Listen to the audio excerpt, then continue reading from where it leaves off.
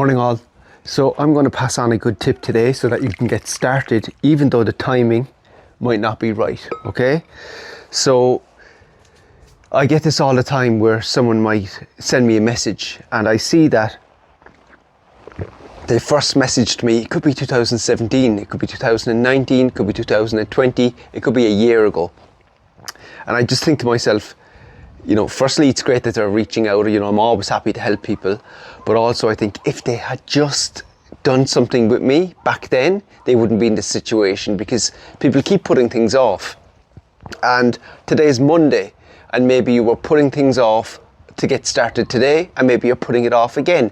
Maybe you had a really bad weekend where you went completely off track and you're not feeling your best and you're not willing to even get started because you're in that situation. A good tip that you can do is pick a cupboard. Well, firstly, the ideal situation is get the trigger foods out of the house. So whatever it is that you're going to and you're reaching for, and that's really messing up your progress, remove them from the house, ideally. If you can't do that because you're living with people, pick a cupboard and put stuff in the cupboard. Now, you don't need to put everything in there. It's not punishing yourself. You're not trying to do this, cold turkey, give up all sugar, but put most of it in there. Keep out a few things for yourself, but lock it away in that cupboard.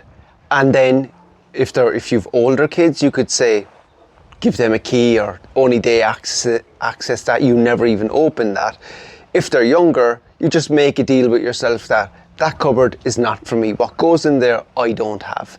And that's a step. That's a step that you can make today towards improving your week. And again, it's about building these small steps every single day. But that's a good habit to form. Make that junk cupboard something you don't touch. And it just then becomes part of your normal, is not touching that. It's a good first step. Make it happen. Today's Monday. Let's put in a really good week. You want to get fitter and stronger and healthier, and I'm going to help you to do that.